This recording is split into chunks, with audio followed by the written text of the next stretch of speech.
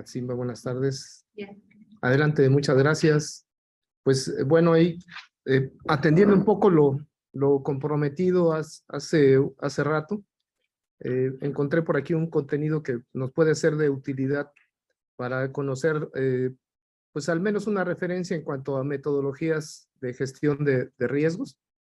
Ahorita me voy a permitir compartirles pantalla. Ahí pueden ver ya mi presentación. Ok. Bueno, la gestión de riesgos es ampliamente recomendable utilizar siempre una base metodológica. En realidad, casi todas las organizaciones que utilizan este tipo de mejores prácticas se basan en distintas, ¿no? Una de ellas pertenece a la familia de la ISO 27000, que es 27005, pero también tenemos otra que es la ISO 31000, que el enfoque de riesgos es mucho más amplio. 27005 se enfoca más a la parte tecnológica. Incluso es un poco más sencilla. Y vamos a revisar muy rápidamente este tipo de análisis.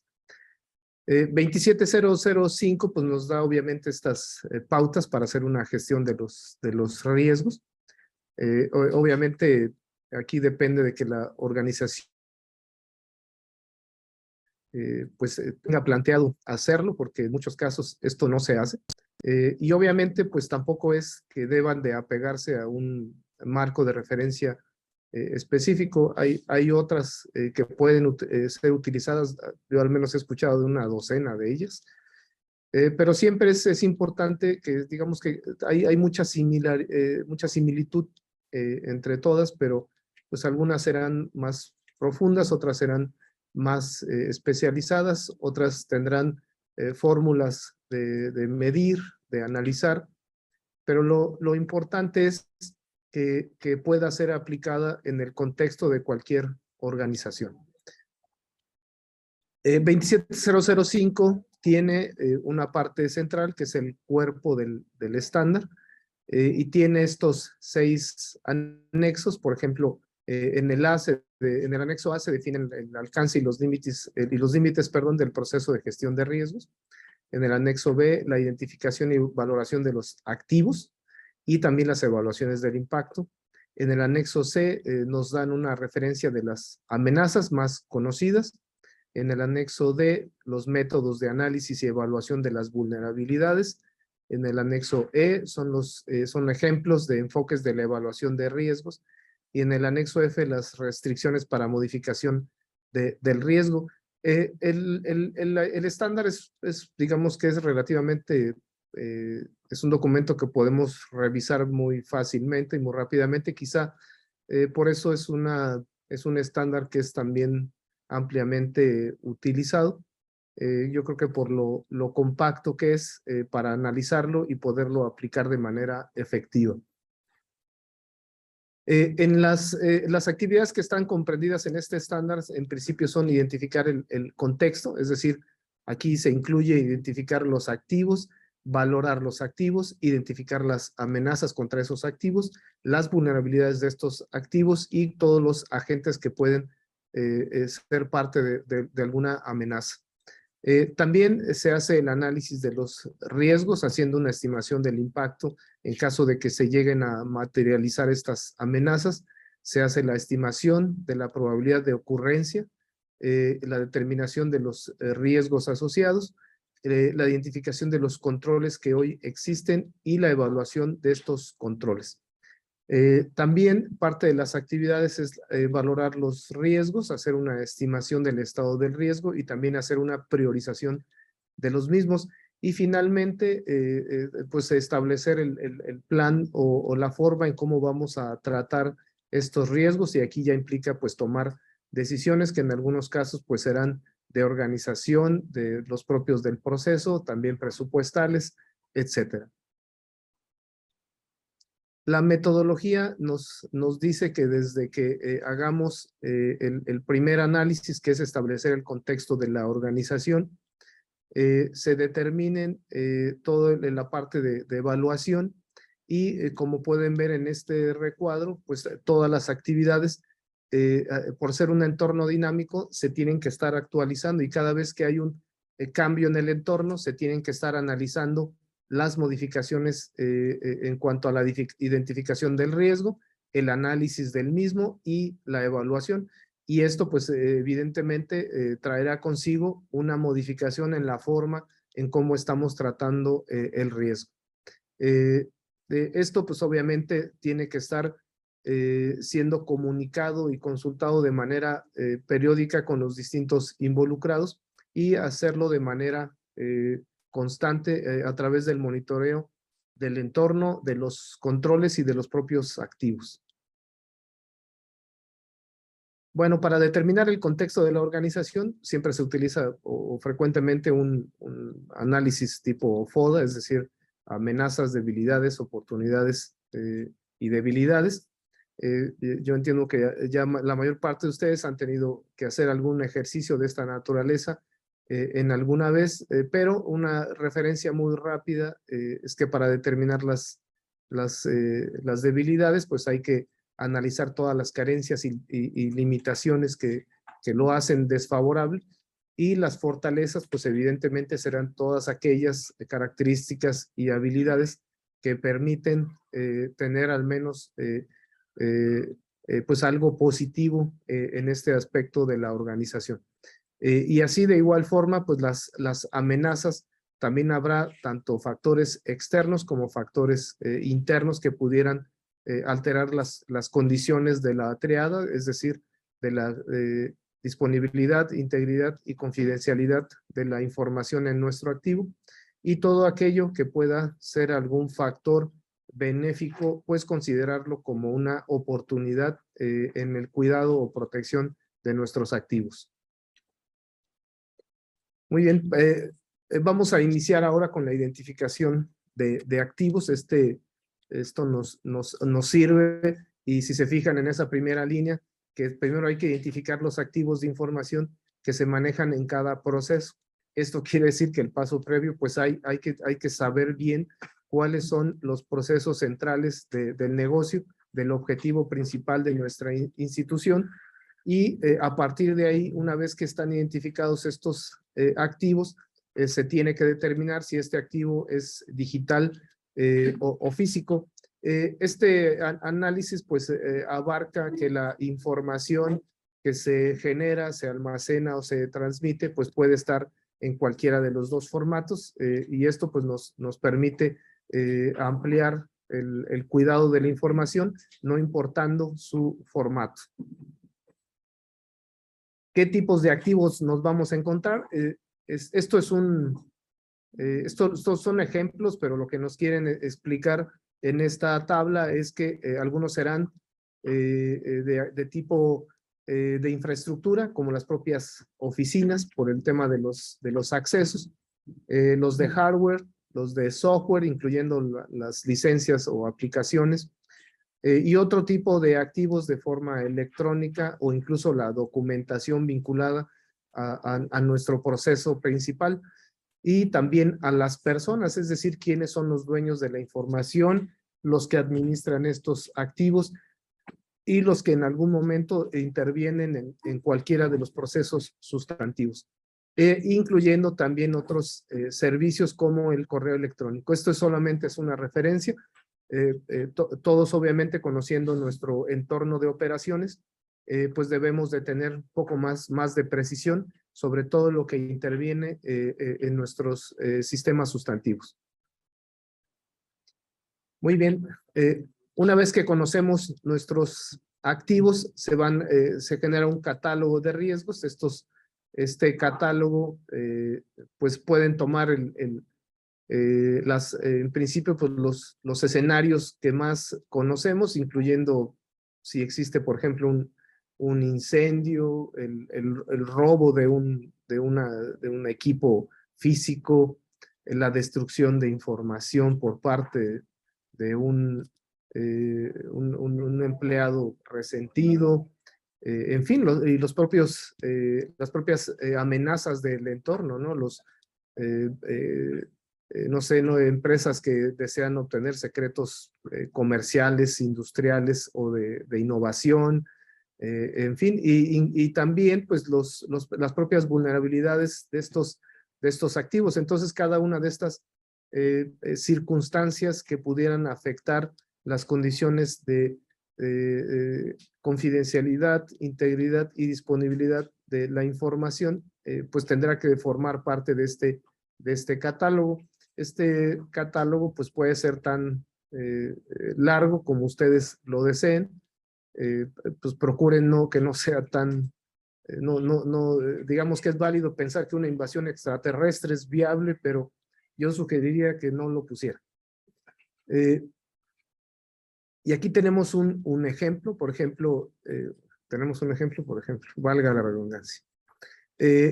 Por ejemplo, si el tipo de información es física, un escenario de riesgo es que no haya personal disponible para poder manejarla, ya que pues, en su caso o se le despide o esa persona pues, puede dejar de pertenecer a la institución por renuncia voluntaria. Y esto pues la parte vulnerable pues es que hay una falta de administración que permita pues la retención del personal o la gestión o supervisión del personal pues para evitar que cualquiera de estas dos amenazas se lleguen a presentar, ¿no? Y otro, por ejemplo, es de manera física alguien que utiliza la información de forma no autorizada, ya sea personal externo, también de la misma institución o terceros, a veces personas que están solamente de paso o de visita. Y esto pues obviamente la vulnerabilidad es que no se piensa que esto pudiera tener impacto en términos de la seguridad de la información, entonces pues no existen ni supervisión, ni controles y ni seguimiento, y pues los eventos pasan, ¿no? Cualquiera agarra una hoja relevante o le toma una foto a un documento y pues simplemente pues se lo lleva. Dentro de la evaluación, ya una vez que tenemos nuestros activos, nuestros posibles escenarios de riesgo y las posibles amenazas, también hay que evaluar pues las condiciones de que de materializarse pudieran afectar o la integridad o la confidencialidad o la disponibilidad o ambas o todas, ¿no? Aquí es donde definimos cuáles en principio serían los criterios para aceptar que este riesgo es algo que se debe de tratar, considerando en principio si es de alta prioridad o es de baja prioridad, y aquí podemos utilizar estos tres criterios. Estos criterios igual son los que nos recomienda el estándar, pero pues en otras metodologías encontraremos algo similar con algunas variantes, pero por ejemplo, si el criterio es bajo, entonces pues se considera que este riesgo es aceptable y por ende baja. Y así, cuando el riesgo sea alto, pues es un riesgo que tiene que ser tratado de alguna forma y tiene pues alta prioridad. Entonces con esto pues logramos hacer una priorización sobre las amenazas, los activos y los procesos. Luego, pues determinamos el nivel de riesgo y esto pues lo hacemos estableciendo la probabilidad de ocurrencia y el nivel de impacto que tiene, y entonces pues el riesgo tendrá o alta o baja prioridad. Por aquí hay alguien en el chat. Nos dice Atsimba que si este material que nos están presentando nos los podrán compartir. Sí, por supuesto, yo aquí a través de la red CUDI les voy a hacer llegar este material. En realidad es un material corto, este ejercicio es algo abreviado para poderlo ver ahorita muy rápidamente, pero les puedo compartir incluso, además del material, tanto la norma como todos los anexos, que como les decía, lo pueden analizar muy rápidamente. O en su caso, pues documentar otras metodologías, ¿no? Les mencionaba que hay al menos una docena, ¿no? Pero esta a mí me parece que una es porque está familiarizado con la norma ISO 27000 o la familia ISO 27000, y pues digamos que se asocia este ejercicio directamente con 27001, ¿no? Que es implementar un sistema de gestión. Aquí así es como calcularíamos la probabilidad. La probabilidad en principio se va a componer o a conformar de, en principio, que hayamos determinado que sí existe un agente de amenaza, que este agente de amenaza pues tenga interés o que desee hacer algún daño, que además tenga la capacidad para poderlo perpetrar y finalmente que el activo se encuentre en las condiciones vulnerables y esto pues simplemente se promedia pues entre el número de las variables y esto nos daría la probabilidad del evento. Después aquí tenemos un ejemplo, por ejemplo en el caso de que uno de los activos tenga un nivel alto en cuanto a la existencia de amenaza, un nivel alto en el interés, un nivel alto en la capacidad y un nivel alto en la vulnerabilidad, pues prácticamente todo se configura como para que este tema tenga que ser tratado, a diferencia de cuando obtenemos niveles bajos en todo momento. Entonces, prácticamente esto es un tema que podemos aceptar porque en caso de que llegara a materializarse, pues no tendría un impacto significativo. Y aquí tenemos un ejemplo, ¿no? Si la existencia de la amenaza es casi imposible que exista, pues entonces el valor es bajo. Si el interés del agente de amenaza no tiene mucho interés, pues es de regular interés, podría tener un 2. Si en cambio sí existe y además tiene muchos recursos para perpetrarlo, pues ya le damos un valor más alto. Y si el activo está medianamente protegido, pues el criterio puede ser un valor de 2, ¿no? Tengo por ahí un archivo de Excel que también se los puedo compartir, donde todo este ejercicio de la norma ya se trasladó. Lo único que hay que hacer, por ejemplo, es actualizar los escenarios de riesgo, pero uno simplemente va cambiando ahí las variables y les va arrojando directamente cuál es el resultado de la evaluación. Y el nivel de impacto, que en este caso pues es la sumatoria de los tipos de impacto. De estos tipos de impacto van a ser humanos, materiales, operativos, de imagen o legales, son los que sabemos que son más conocidos o son frecuentes. Y el total de los impactos, que en este caso pues es 5, es igualmente un promedio. En este ejemplo estamos viendo algunos casos, por ejemplo, de que si en el factor humano puede que haya, pues que no haya afectaciones hasta que incluso esto llegue a causar lesiones graves a las personas, o en el caso de los materiales, desde pérdidas leves hasta cuestiones que ya no se pueden recuperar o su recuperación son de largo plazo. En el ámbito operativo, pues que simplemente no tiene una afectación a procesos críticos, y en cambio cuando son directamente a los procesos críticos y que no hay forma de restablecerlo en un espacio de tiempo pues menor a 2 días, ¿no? Esto también es un criterio. Las bases metodológicas pues siempre nos van a dar una referencia, pero nosotros siempre tendremos la posibilidad de que en el criterio hacer cambios o ajustes porque los consideramos relevantes.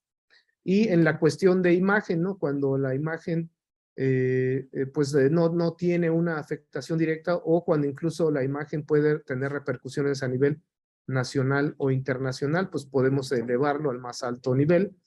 Y también en el aspecto legal, cuando las penalizaciones pues son leves y están comprendidas en el factor de riesgo, pues pueden ser aceptables, pero cuando hay penalizaciones graves que pueden incluir hasta prisión, multas muy altas, etcétera, pues son temas que se deben de considerar en este nivel de impacto. Voy a cambiarme tantito al chat. Nos dice Fidel que por favor lo compartamos. Sí, con todo gusto, Fidel. Ahí vamos a dejarlo aquí el material para que lo puedan distribuir. Y por ejemplo aquí en los factores también hay que priorizar. Esto también es una base. Hay quien pudiera pensar que el factor humano es el que tiene prioridad 1.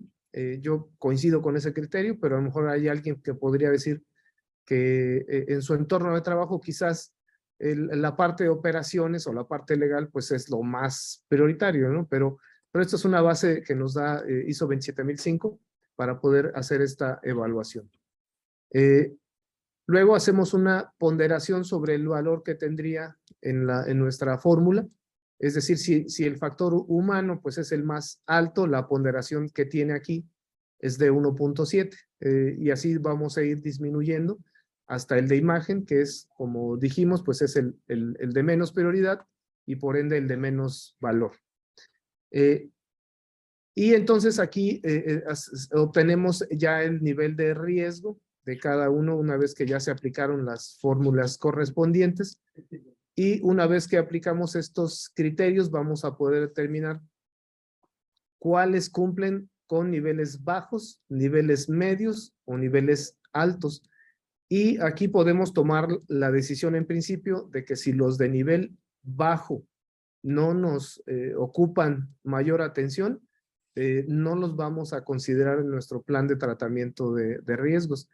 Algunos podrían considerar que algunos que son de impacto medio es mejor evitarlos o tratarlos o no. Cada quien puede tomar esa decisión. Y los que sí es que habría que incluir sin duda los que tienen pues alto impacto, alta probabilidad y alto impacto para la institución, los procesos críticos. Entonces obtenemos esta matriz de riesgos que justamente es la que nos va a definir el resultado, que es el plan de tratamiento de riesgos. Y al final vamos a hacer esto con cada uno de los riesgos que hayamos decidido, ¿no? Una de ellas puede ser aceptar el riesgo, como dijimos, los que son quizás baja probabilidad, bajo impacto, y a partir de aquí, pues tomar la decisión tomar una decisión para mitigarlo, para evitarlo o para transferirlo, ¿no? Y hay muchas técnicas y formas, incluso contractuales o de políticas o de controles que se pueden utilizar para este tratamiento de riesgos. Básicamente, esta es, en resumen, la metodología. Ahorita voy a ver si puedo compartirles muy rápidamente el archivo de Excel. Voy a dejar de compartir un momento.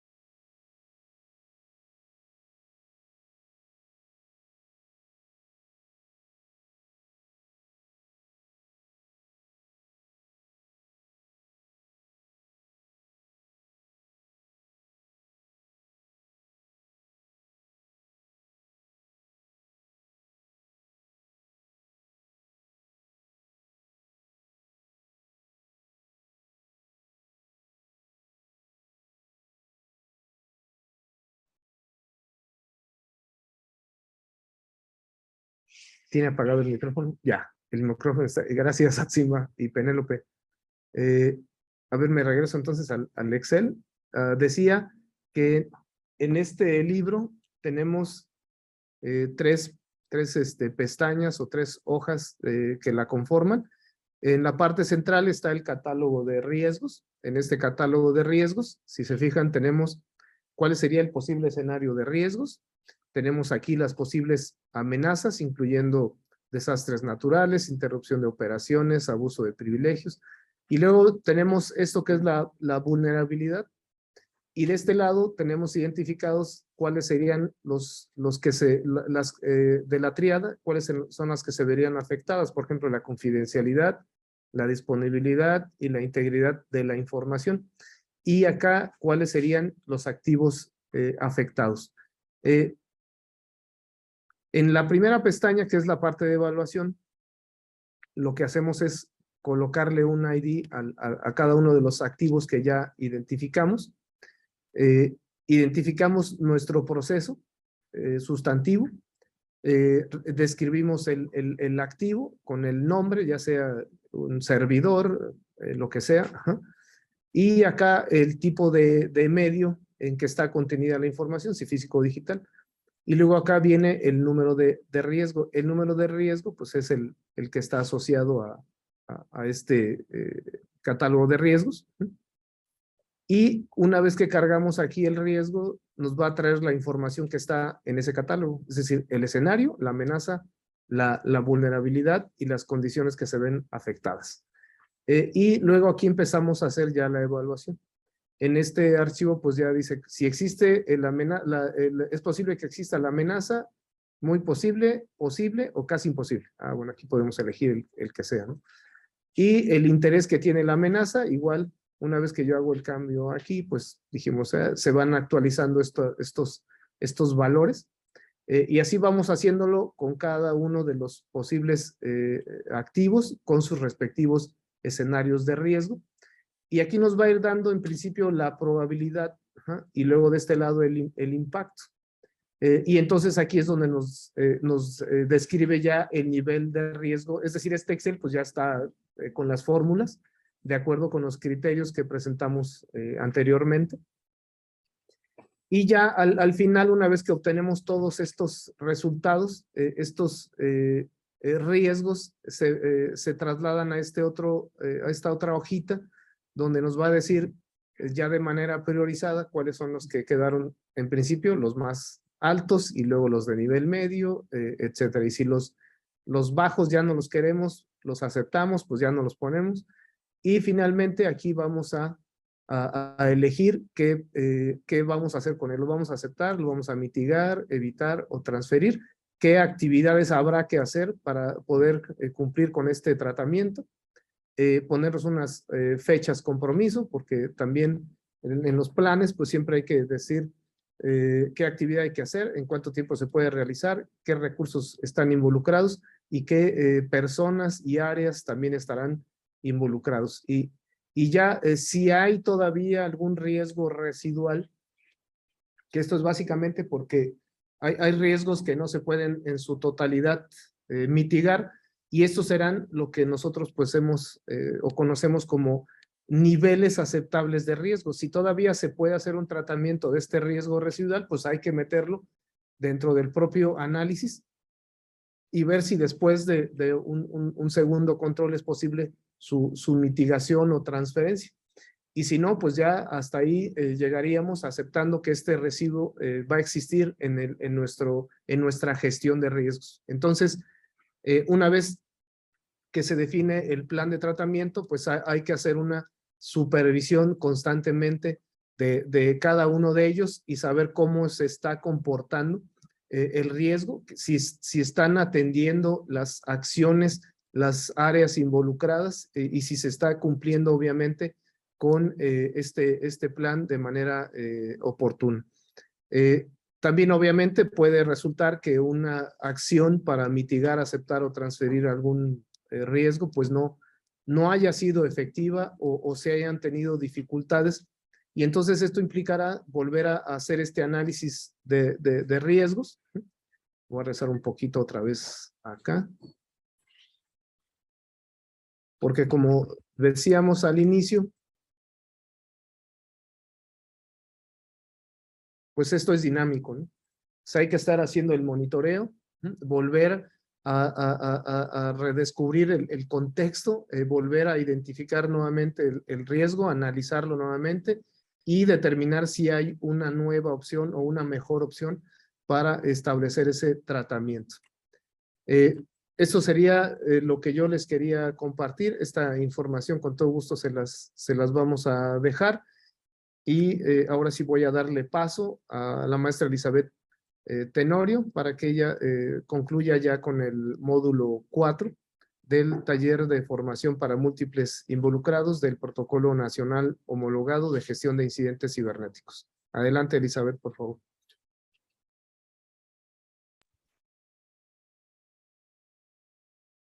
Hola, muy buenas tardes a todos.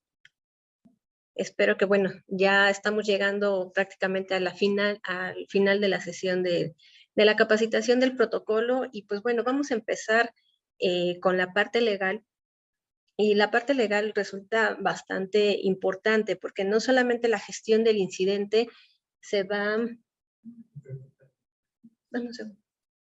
No solo la parte del incidente se va a enfocar a esta gestión técnica que ustedes tienen dentro de sus entidades y dentro de sus mismas empresas. Entonces, es importante que también tengan esta parte de responsabilidades, pero no solamente lo que nos va a tocar hacer dentro de la gestión del incidente, sino también de qué partes podemos o dejamos de hacer y que al final va a traer siempre una consecuencia y que en todo este ecosistema de responsabilidad o de accountability y de transparencia, cada una de las entidades necesita tener bien claro hasta dónde podemos llegar y dónde es nuestro ámbito de acción.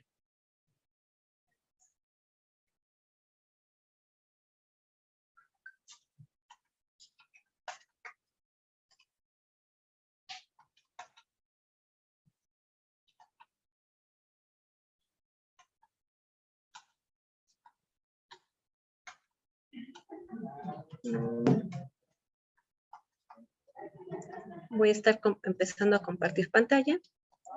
Parece ahí se ve. La primera parte que vamos a ver en la gestión legal del incidente tiene que ver con el manejo de los indicios digitales. Toda esta parte que se genera ante un ataque o ante un evento propio de ciberseguridad genera evidencia. Y bueno, es importante también comentar, y muchas veces lo ha apuntado la presidencia, que no todos los incidentes de ciberseguridad o de seguridad de la información también representan un delito, ¿no?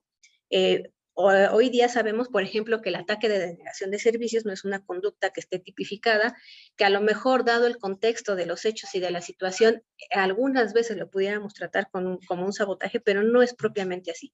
Entonces, uno, siempre tener en cuenta que no todo incidente de seguridad de la información constituye un delito, pero sí es muy probable que un incidente de seguridad de la información nos pueda acarrear algunos temas de responsabilidades hacia el interior de nuestras empresas, hablando de responsabilidad en protección de datos personales, hablando de responsabilidades laborales, civiles o prácticamente administrativas.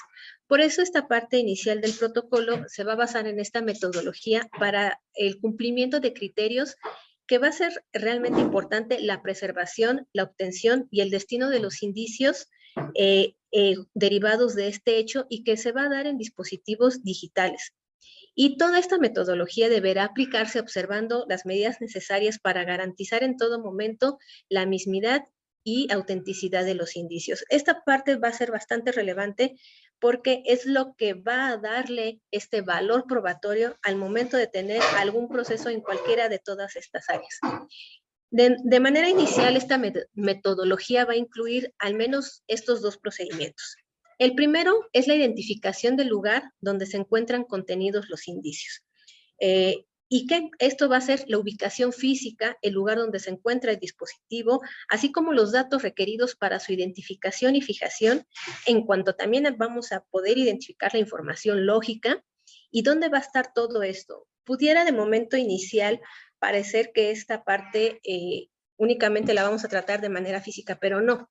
Hemos visto en los casos que hemos atendido en CERMX que muchos de los atacantes, bueno, pertenecen a los centros de datos, pertenecen a las áreas de DGTIC y son las personas que aprovechan para empezar a vulnerar la seguridad física de donde se encuentra almacenada la información. La segunda parte es la entrega a la autoridad competente de esta información. Esta parte también debe de resguardarse de manera debida para que se pueda aportar a través de los medios de almacenamiento o equipos o dispositivos ya que sean también registros, bitácoras, incluso las que se puedan obtener mediante un eventual acceso a los equipos o dispositivos de información. Para esta parte, de hecho teníamos aquí en grupo, el día de hoy no nos acompaña, esperemos que esté conectado, a un colega perito, y pues bueno, esta parte va a ser bastante relevante al momento que vamos a ver este anexo 11.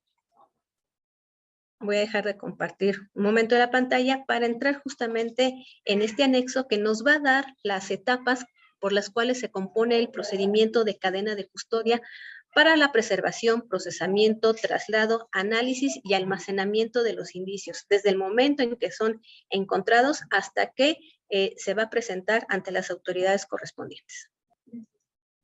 ¿Ya se está compartiendo pantalla? ¿Me está cargando? Ya está. Bueno, esta parte del anexo 11, el objetivo de este anexo, como les decía hace unos segundos, es garantizar la mismidad y autenticidad de los indicios o elementos materiales probatorios mediante las actividades de control, elaboración de registros y que van a demostrar de manera no infalible, ¿no?, sino de manera fehaciente la continuidad y trazabilidad de lo que va a tener la evidencia. En este anexo vamos a hablar de quiénes son las personas que van a intervenir. ¿Por qué? Porque todo esto debe realizarse bajo una metodología específica para preservar, procesar, trasladar y analizar cada uno de estos indicios que se van a generar durante el incidente de seguridad. En este contexto vamos a encontrar que los indicios no van a estar solamente ligados, por ejemplo, al servidor, sino que también van a ser datos recuperados en las computadoras, en las PCs que tengan los recursos humanos, también las computadoras o los dispositivos electrónicos con los cuales muchas veces se estén comunicando. Por eso es importante tener un control, y ya hablábamos hace unos segundos de esta parte de la generación de riesgos, ¿no? Tener identificado plenamente todos estos dispositivos que puedan estar vinculados con el probable ataque y probablemente cuál fue el vector por todas las entradas donde que pudo haber sucedido. Todo esto va a constituir la evidencia, y también vamos a tener evidencia en la memoria RAM, en los servicios de almacenamiento en la nube y los servicios de conectividad e internet. En esta parte hemos visto durante todo este protocolo diferentes actores que van a intervenir. ¿Cuáles son? De manera inicial vamos a tener como sujetos intervinientes de primera instancia a las áreas de tecnologías de información y comunicación, las direcciones generales de tecnología. ¿Por qué? Porque ellos van a ser los encargados de coordinarse con el ERISC, ¿sí? Y estos, ahí, al momento en que ustedes van a actuar en esta parte, pues van a hacer actividades propiamente vinculadas a preservar la evidencia digital para, en su caso, realizar un procesamiento, traslado o entrega de los indicios. Muy probablemente entre su equipo no puedan contar con estas capacidades y pudieran auxiliarse de un perito que vaya acompañándolos justamente en esta gestión del incidente. Puede ser también en esta parte de intervenientes que sea el ERISC. ¿Por qué? Porque va a realizar actividades relacionadas con la contención del incidente como primer actor en este evento. Nosotros estamos viendo estas dos áreas como lo similar a un primer respondiente. ¿Por qué? Porque al momento en que empiezan a darse toda esta gestión del incidente, van a buscar, lo primero es contenerlo. Y en esta etapa es justamente, y lo vamos a ver en un diagrama más abajo, es donde se va a empezar a generar la evidencia de la cual no nos podemos despegar, no la podemos borrar, so pena pues de tener algún tipo de responsabilidad también. Y también en esta parte de cadena de custodia vamos a tener autoridades como nosotros que tenemos las funciones de seguridad pública. Entonces, tanto los peritos de instituciones ministeriales o propiamente del área de investigación, como lo es Guardia Nacional, nosotros realizaremos un procesamiento de los indicios y podemos emitir también recomendaciones para el traslado. Vamos a poder también recibir y analizar los indicios con los lineamientos legales correspondientes y emitir un informe o un dictamen, según sea el pedimento de la autoridad correspondiente. En esta parte tenemos lo que es la cadena de custodia. De manera general, cuando nos han hablado de cadena de custodia, sí es un documento, pero es un documento que es un control y es un registro. En esta cadena de custodia vamos a separarlo de manera importante, ahora sí que en dos fases. Una cosa es el documento en el que vamos a sentar diversas actividades como dónde encontramos el indicio, cuál va a ser el llamado, a dónde estuvimos, y otra parte la metodología que vamos a hacer para recuperar la evidencia. Tanto el registro de cadena de custodia, como su nombre lo dice, es un registro, como las actividades de procesamiento van íntimamente ligados. Entonces, por eso es que la cadena de custodia es un proceso transversal en la investigación de los incidentes cibernéticos y será responsabilidad por quienes, en cumplimiento de sus funciones, de su encargo o de su actividad en términos de la ley, van a tener contacto con todos estos indicios o elementos materiales probatorios. Las actividades de manera general de la cadena de que se quedan registradas en la cadena de custodia va a ser la preservación, el procesamiento, el traslado de los indicios o análisis, el almacenamiento y la presentación a juicio. Todo esto es un proceso completo y tiene diversas actividades que las vamos a ir desglosando justamente en este anexo. Bueno, de forma esquemática, ¿cómo vemos esta parte del incidente? Tenemos se presenta el incidente, tenemos todas estas partes que ya vieron en los anexos anteriores, que es la identificación, la protección, la detección, la respuesta y la recuperación. Pero justamente entre esta detección y la respuesta del incidente, que es la gestión que ustedes como áreas técnicas realizan, es cuando se empiezan a obtener los registros de la evidencia. Y desde ahí van a tener que documentar qué es lo que están haciendo con cada uno de estos activos que ustedes están tratando. ¿Sí? Si van a ocupar o si el incidente se está registrando en un servidor, en una computadora, toda esta parte se tiene que empezar a documentar. Y vamos a ver qué es lo que sucede y cuáles son las actividades que propiamente vamos a tener algunos de los equipos. La parte de preservación, como les decía al principio, será a cargo de las áreas de TIC y del ERISC. ¿Por qué? Porque son las condiciones del lugar en las que se encuentran los indicios digitales. Muchas veces, y es cuando comienzan estas situaciones, cuando tenemos la infraestructura parcialmente tercerizada o completamente tercerizada. Estas condiciones del lugar físico empiezan a escapar del área de control, ya sea del ERISC o del responsable de TIC. Después a ello tenemos un procesamiento de la evidencia que se va gestionando a la par del incidente, como les repito, y va a ser esta observación, identificación y documentación. Esto también pudieran hacerlo ustedes, pero también esto pudiese hacerse con ayuda de las autoridades con funciones de seguridad pública. Posteriormente realizaremos un traslado y al final para llegar al análisis dependiendo de lo que se vaya a trabajar con la evidencia. En esta parte vamos a tener una evaluación inicial del lugar del incidente y vamos a saber de qué hecho se trata. No es lo mismo tener un incidente de ransomware, que en otras ocasiones nos han reportado que es un ransomware y resultó que no, ni siquiera era un incidente vinculado propiamente al sistema, sino que era un sabotaje a la propia información de la propia área de TIC. Entonces, de entrada, tenemos que saber de qué hecho se trata para saber qué es lo que vamos a verificar. Entonces, tenemos qué tipo de indicios o elementos digitales probatorios podemos esperar, encontrar y a procesar. Tenemos que entender, bajo este escenario del hecho que tratamos, si hay riesgos asociados a la pérdida, alteración o destrucción o contaminación de la información. Como les decía, ha habido bastantes responsables que es propiamente del área de tecnologías que empiezan a borrar la información porque son los responsables del ataque a los sistemas.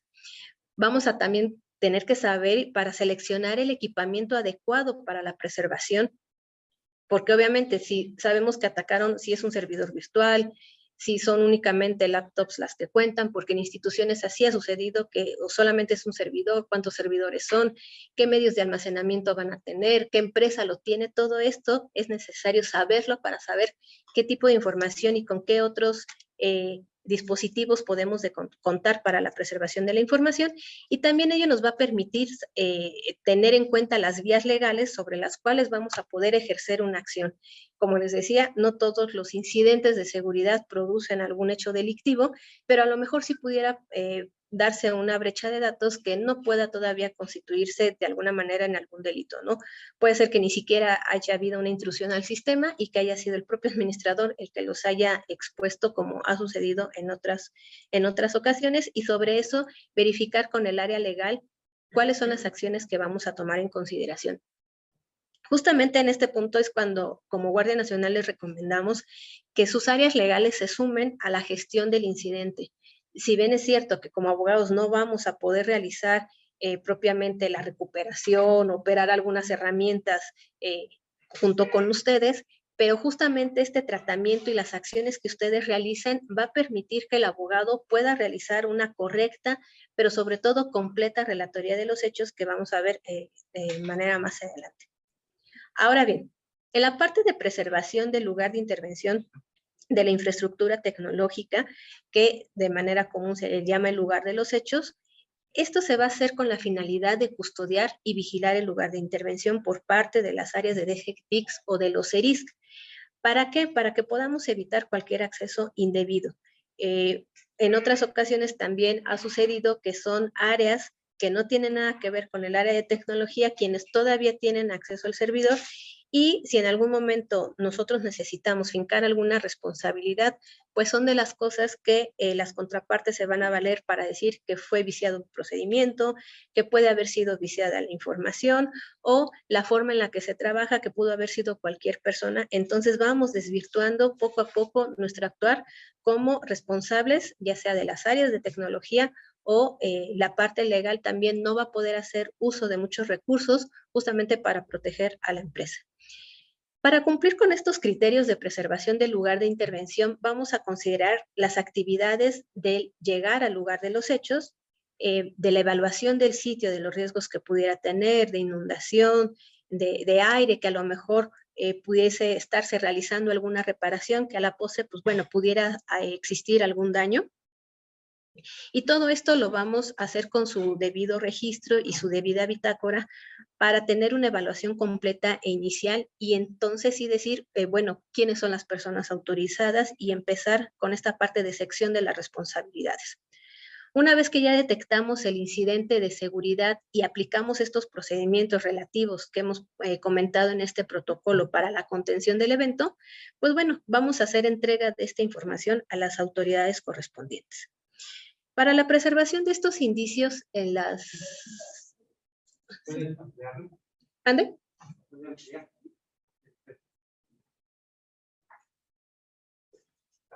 Okay. En esta preservación de los indicios en estas infraestructuras tecnológicas vinculadas con particulares, justamente en este momento que les decía, puede estar parcialmente tercerizada o completamente tercerizada.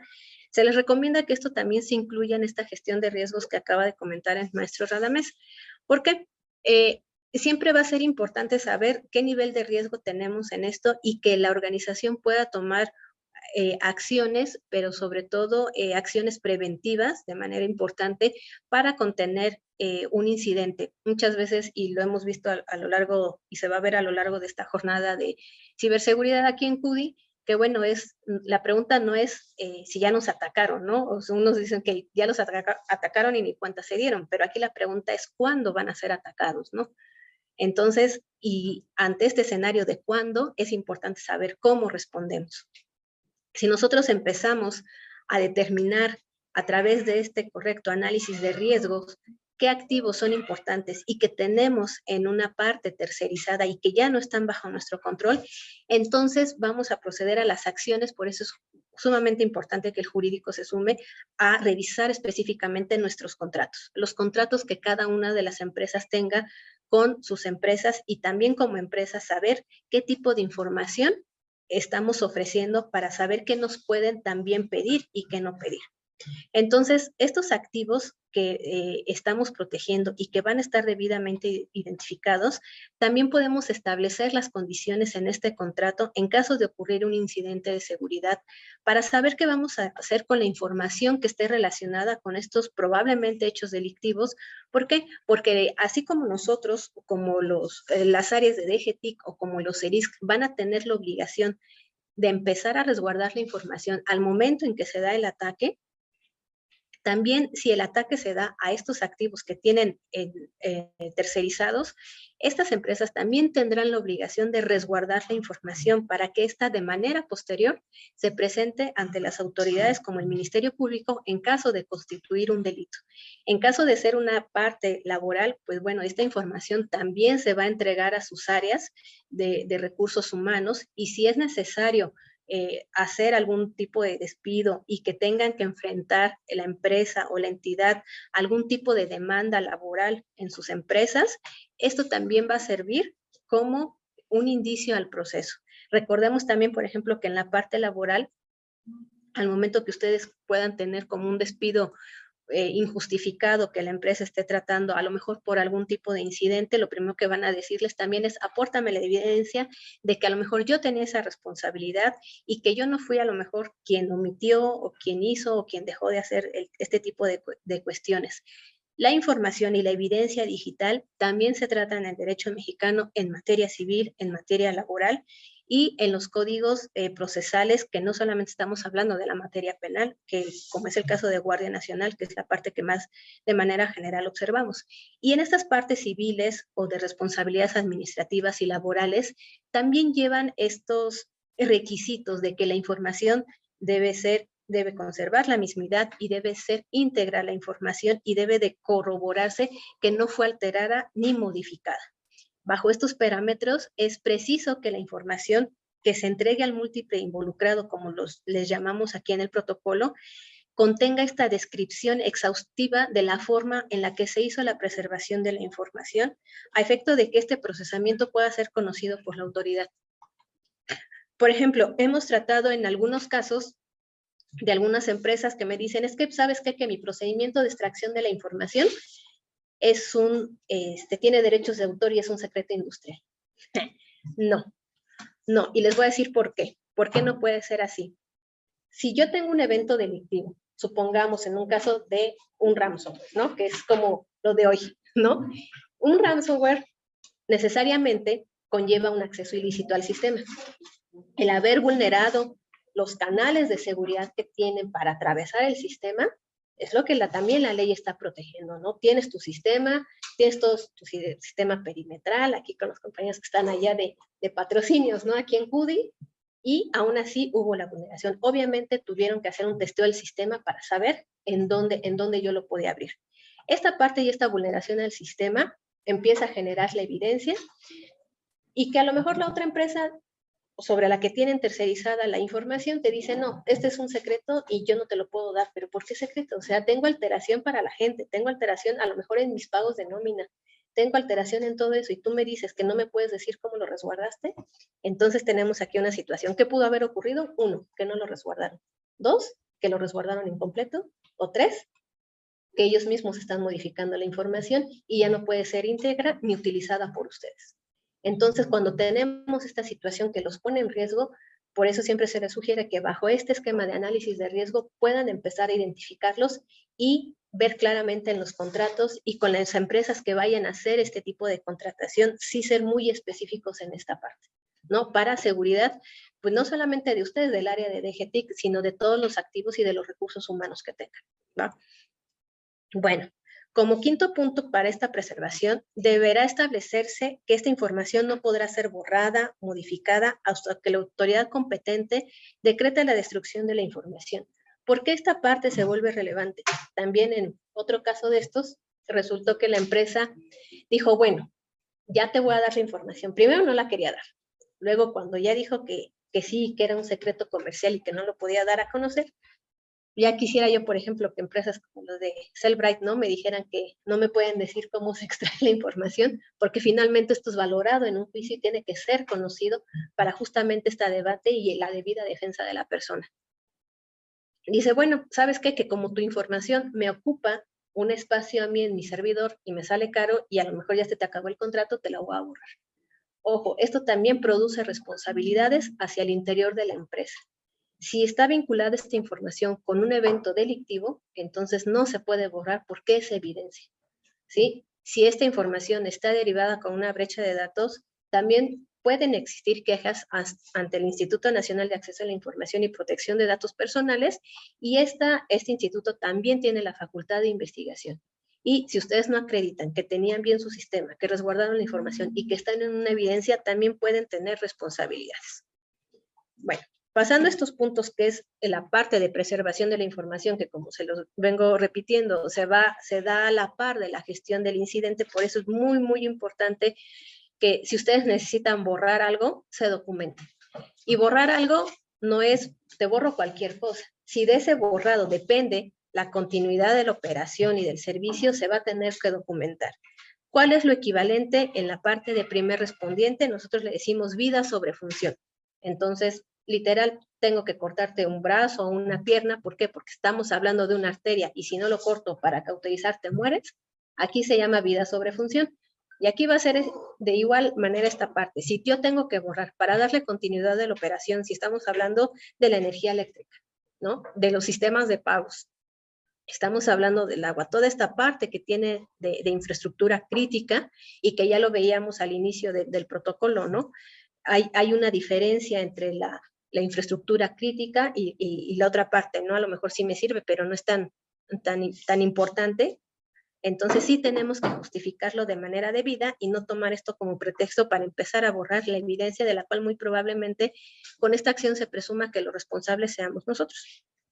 Y bueno, para dar inicio a este registro o al inicio de cadena de custodia, pues vamos a iniciarlo bajo 3 supuestos. El Acuerdo 009 y la Guía Nacional de Cadena de Custodia nos hablan de 3 supuestos para el inicio de esta cadena, que va a ser la localización, descubrimiento y aportación.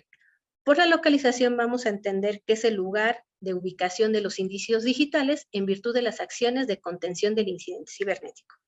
La parte de descubrimiento va a ser cuando de la inspección de los equipos o dispositivos, sistemas operativos o sitios web de almacenamiento en la nube, pues bueno, se procese, transmita datos, se encuentra un indicio relacionado con este incidente cibernético. Y la tercera opción por las cuales podemos empezar esta cadena de custodia es con la aportación.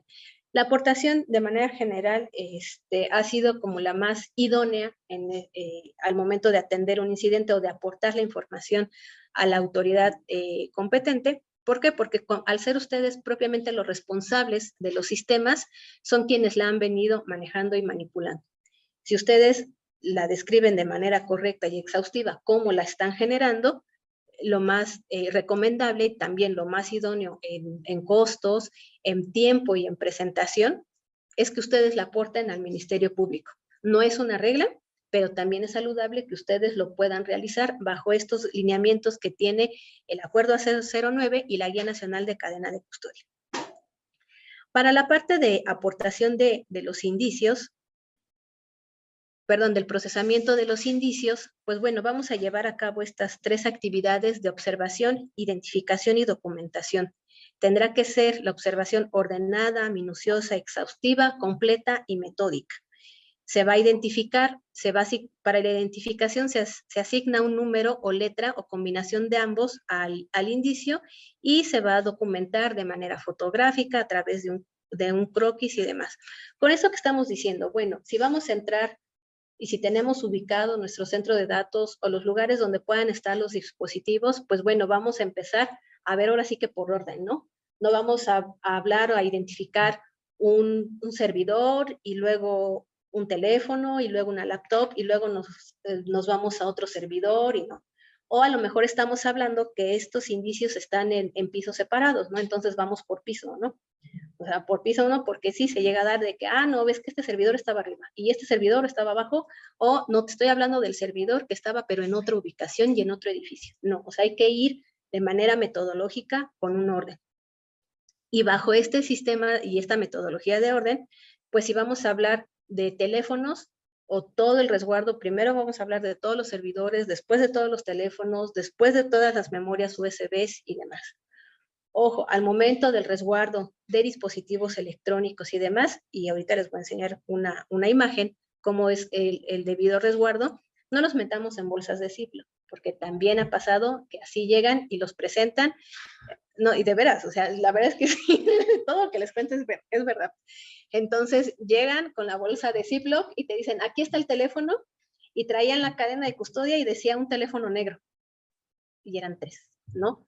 ¿A cuál teléfono negro te estás refiriendo, no? A lo mejor uno era un Samsung, otro un Nokia, y perdón por las marcas, pero y otro era, no sé, un Huawei, ¿no? Pero tienen diferentes características, tienen diferentes emails, tienen diferentes numeración, tienen diferentes series, y todo esto debe de estar debidamente documentado para que no haya duda de sobre qué dispositivo estamos trabajando.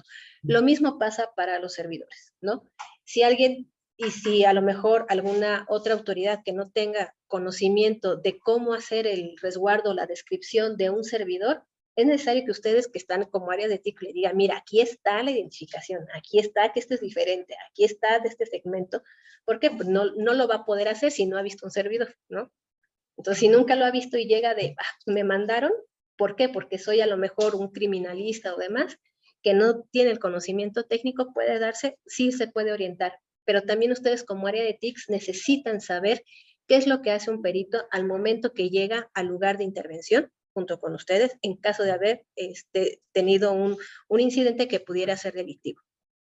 Bueno, esta parte, ya que identificamos y documentamos plenamente toda esta parte de indicios, la recolección, el embalaje, sellado y etiquetado, pues van a tener que corresponder a cada uno de estos indicios que estamos tratando.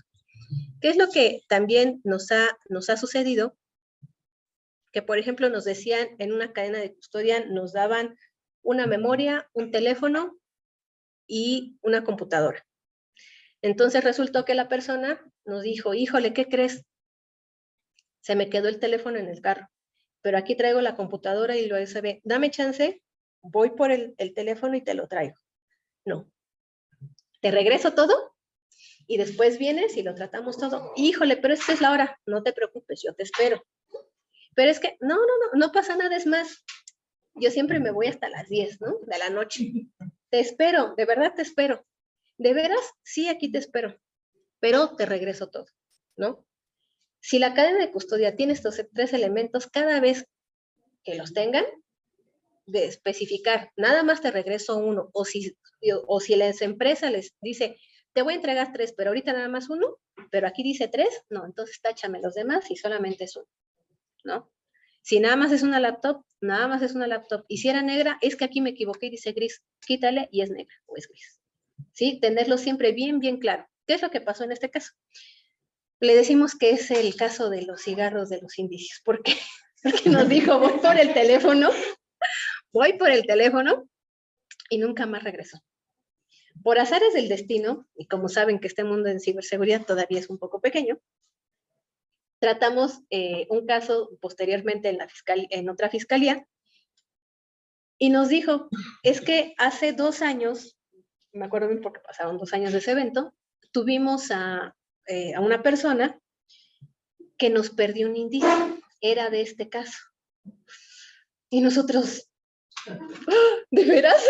O sea, nos faltó el aire porque era justamente la persona que había perdido el teléfono y al momento de nosotros haber aceptado la cadena de custodia, pues la persona jamás iba a volver con el teléfono. Entonces nosotros nos estábamos quedando con la responsabilidad de haber perdido un dispositivo electrónico y el delito era trata de personas. Entonces puede ser bastante grave, ¿no? O sea, pues sí, a lo mejor fue un ransomware, pero pues no sabes a lo mejor si se vinculó con alguna estructura crítica o fue utilizado el servidor como de paso, ¿no? Esta parte de ciberoperaciones o como aquella en otra institución educativa que estaban ahí minando criptomonedas. Sí, pueden utilizar tu servidor para eso, ¿no? Y entonces tú te quedas con la responsabilidad y entonces, pues yo no les quiero decir laboralmente qué les pasa a los DGTICs, ¿no? Pero es una responsabilidad finalmente. Entonces, bueno, para realizar todo este tipo de recolección de la evidencia que ya tienen esta parte del protocolo en los anexos que se les entregaron, están todas estas recomendaciones que se realiza cuando el dispositivo se encuentra prendido, qué es lo que se encuentra apagado, toda esta parte técnica que ustedes pueden realizar junto con el perito, pues desde ejecutar al intérprete, registrar la fecha, quiénes los que se encuentran con sesión abierta, registrar los tiempos de creación, verificar y registrar los puertos de comunicación abiertos. Todas estas recomendaciones son los que les van a permitir saber también al momento de la gestión de incidentes, ¿no? Este equipo está apagado, sí, ¿qué es lo que le voy a hacer? ¿Qué es la información que primero voy a obtener de esta parte? Y registrar tiempos y fechas siempre van a ser primordiales para saber cuál es ahora sí que la línea de tiempo de este incidente y de las afectaciones que ustedes pueden tener. Y toda esta parte siempre va a ser la documentación de tareas que al área legal y al área técnica yo creo que les va a ser de bastante utilidad. Y pues bueno, nos dice también este anexo, posteriormente y en lo posible realizar una recolección más detallada de los datos existentes en almacenamiento volátil, efectuando las siguientes tareas: examinar y extraer los registros de eventos, examinar las bases de datos o los módulos núcleos del sistema operativo, verificar la legitimidad de comandos del sistema operativo, extraer archivos claves del sistema operativo, examinar archivos de configuración relevantes del sistema operativo y toda la información contenida en la RAM.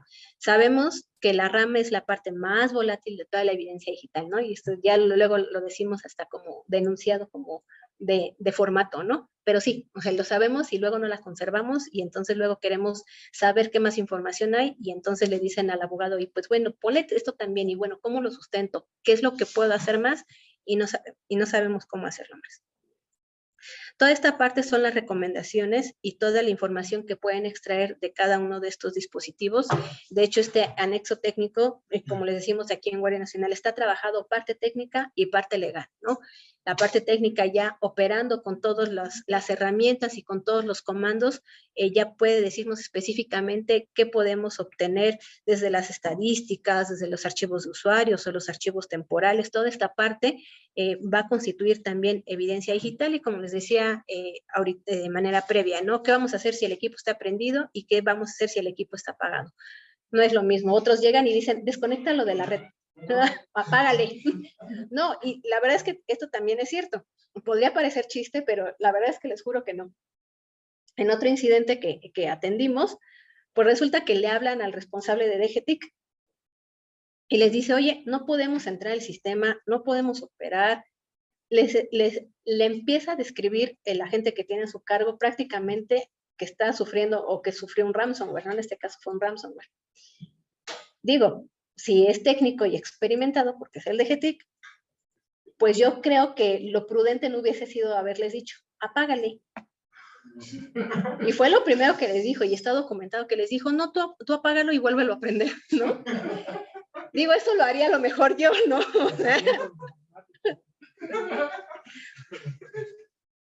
Y obviamente en ese apágalo se perdió información, ¿no?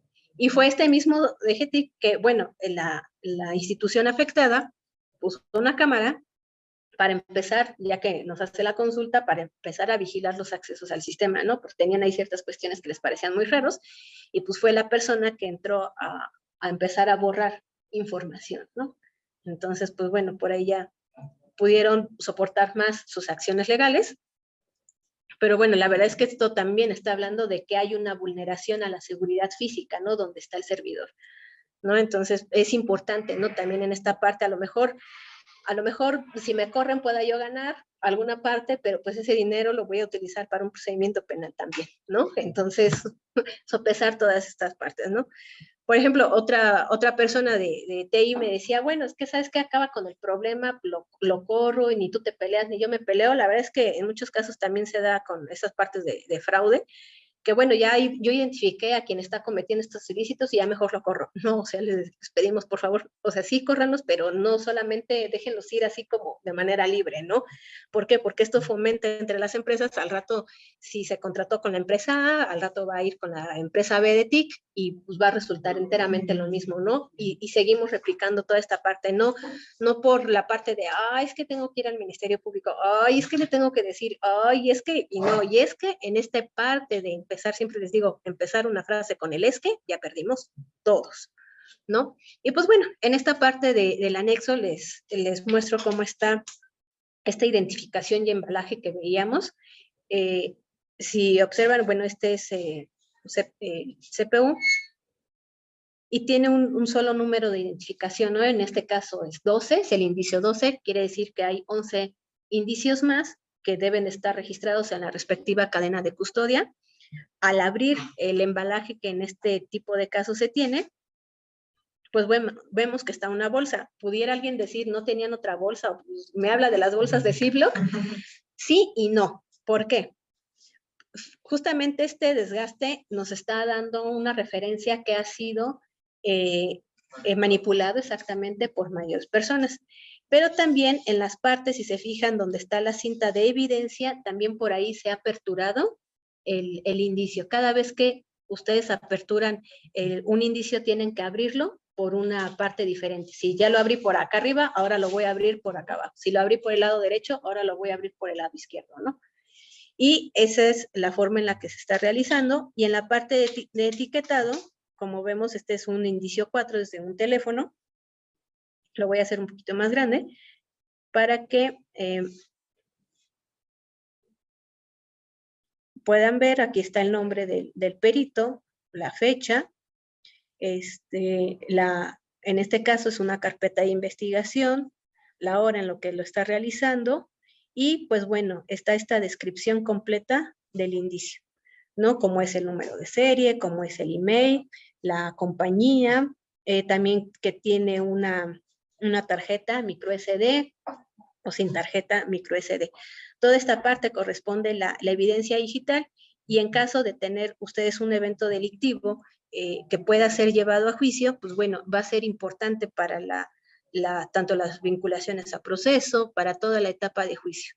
Y en esta parte también les comentamos y de hecho se los comentábamos el día de ayer también en la sesión plenaria que tuvimos, es importante que tengan en cuenta que un delito sí es el quien le da clic y lo manda el malware, quien lo ejecuta, hablando de Abaddon, hablando de Red Evil y todos estos grupos que se dedican por ejemplo, a la parte de ransomware o que manda el ataque de DDoS. Pero también la otra parte del delito es quien omite realizar las acciones. Entonces, en un sentido muy coloquial, que es tanto peca el que mata a la vaca como el que le agarra la pata, ¿no? Entonces, si yo soy un administrador que tiene toda esta responsabilidad, como les acabo de comentar, que sí sucede, o sea, es el mismo administrador del sistema quien les dice, ¿sabes qué? Apágalo. O sea, ¿cómo apágalo, no? O sea, todavía uno pudiera decir, no es cierto, o lo que usted está diciendo de verdad que no es cierto, pero de verdad se lo juro que sí sucede, ¿no? Sí sucede, y es cuando lo decimos, son historias verdaderamente de terror, porque la afectación a la entidad puede ser muy grande. Disculpen, aquí hay algunas preguntas que no he leído. Bueno, están hablando de las URLs de los anexos, que el protocolo es público, en particular este anexo. Me parece que los anexos no están públicos. Los anexos no están públicos. El protocolo, y ahorita vamos a hablar de esta parte de transparencia del protocolo un poquito más adelante. Y bueno, ya una vez regresando a la parte del anexo 11, una vez finalizados todas estas etapas anteriores de los dispositivos, pues se entregan con su respectivo formato de cadena de custodia a la autoridad correspondiente. ¿Cómo vamos a hacer la entrega? Como les decía, puede ser por aportación. Al momento que lo llevan a la gente del Ministerio Público, ahí mismo se va a elaborar la cadena de custodia, va a ser esta parte de aportación, y pues bueno, va a contener esta indicación de qué indicios, y se va a trasladar a la bodega de indicios.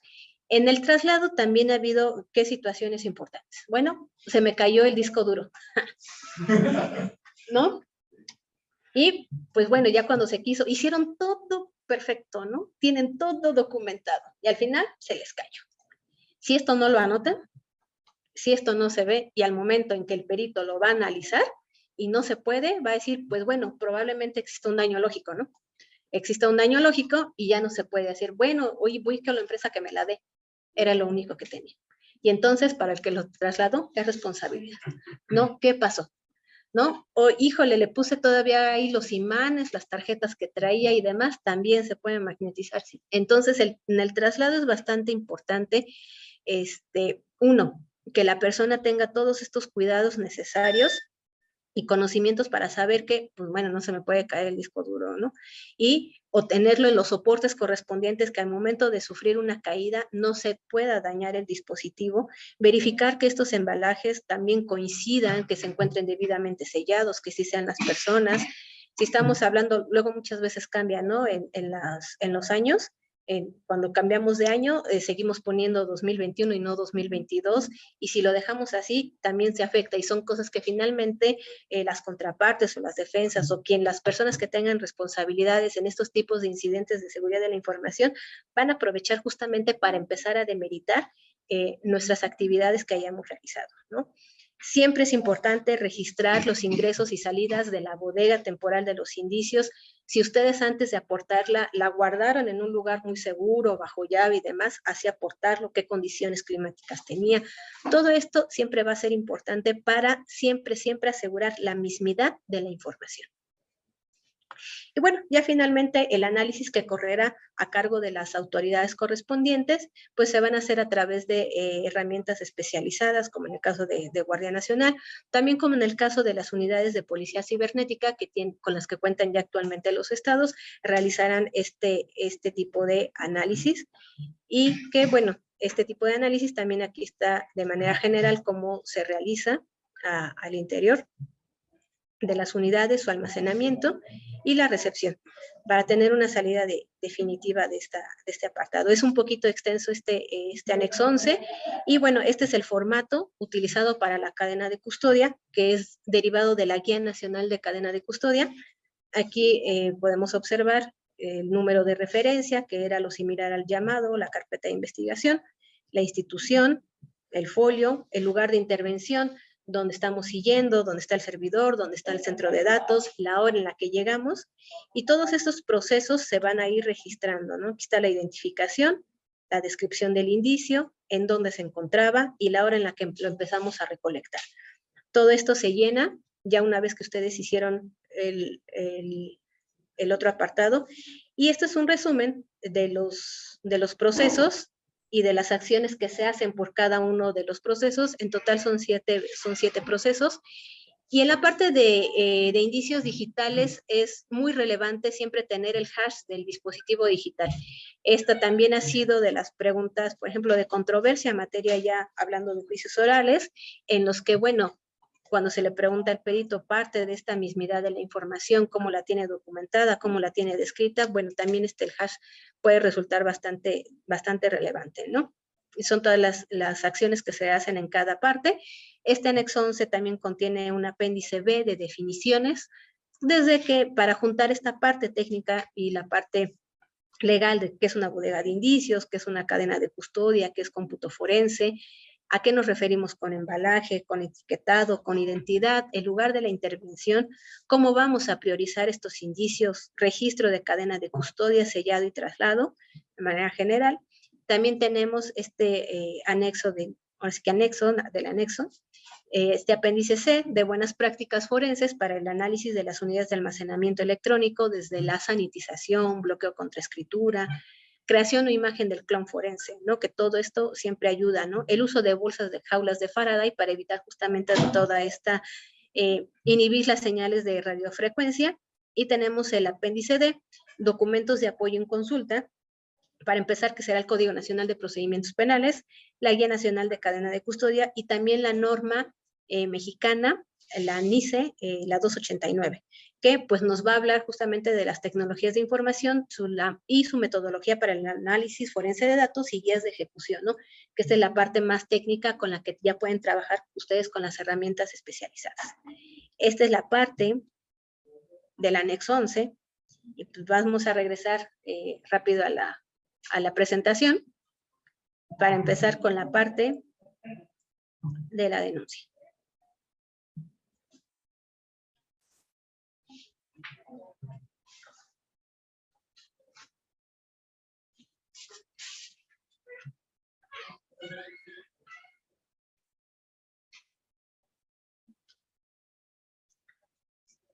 Bueno, aquí ya vemos bueno, ya vimos esta parte del anexo 11 y vamos a un segundo, darle continuidad a la presentación.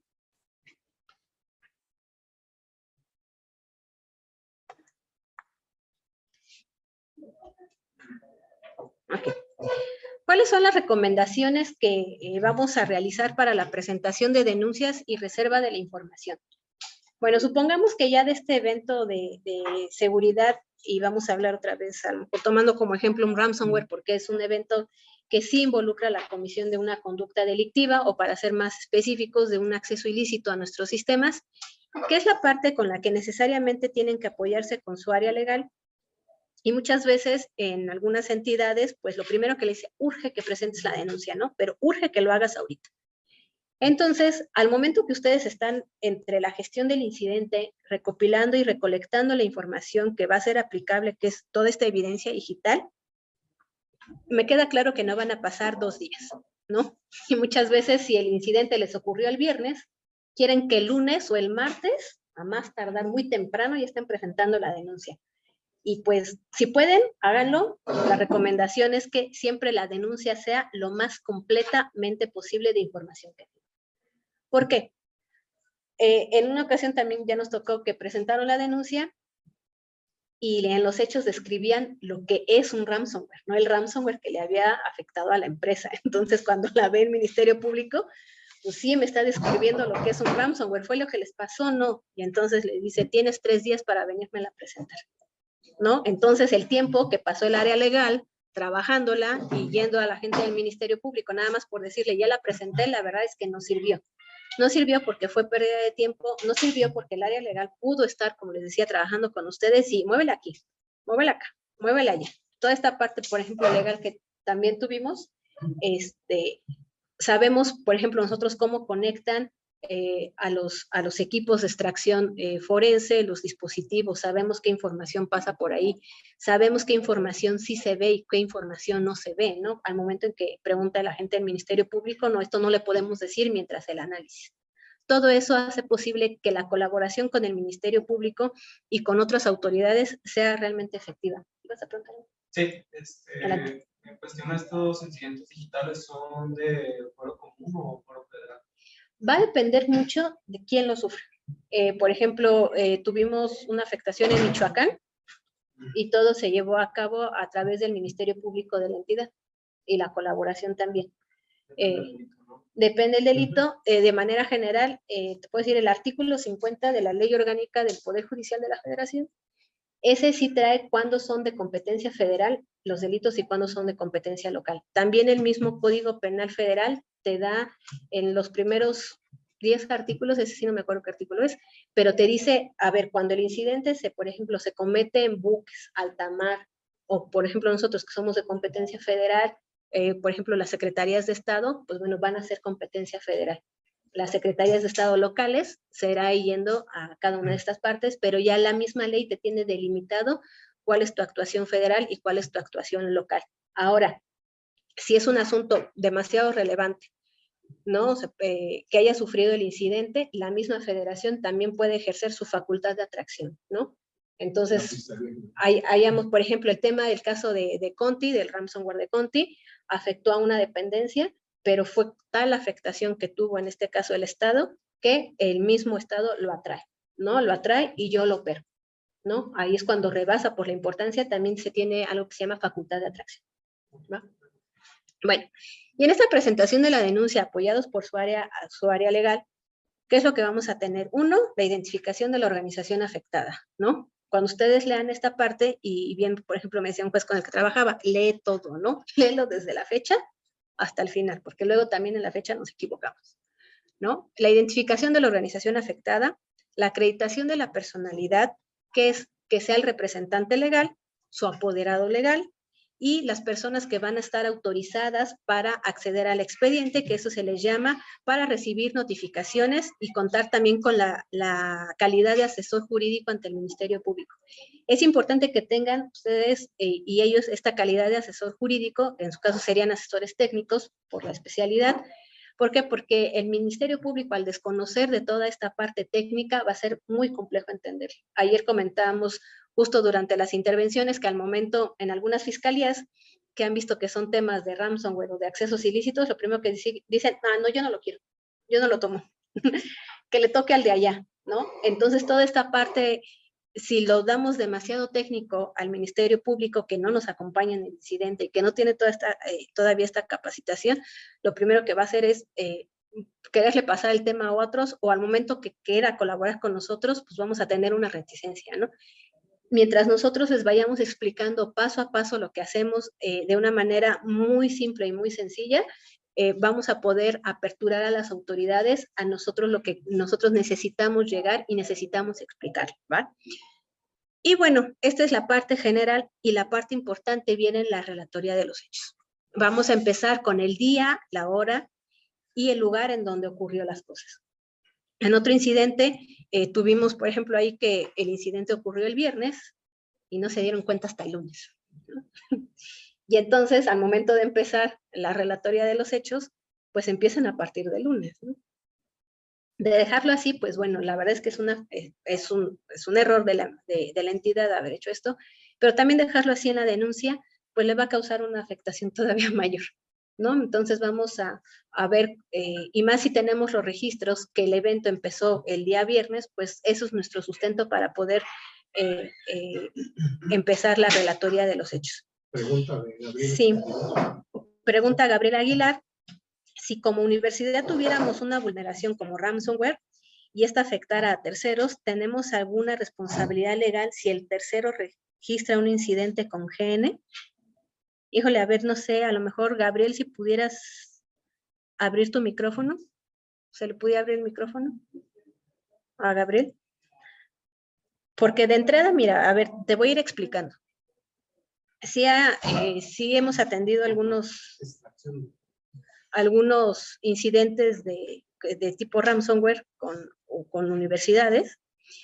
Y bueno, se da el incidente, la universidad tiene la obligación de comunicarles que ha sucedido un incidente, de entrada porque es un particular, ¿no? De entrada es un particular y a la luz de protección de datos personales tiene una... Ok, el Zoom no te permite abrir el micrófono, no te preocupes.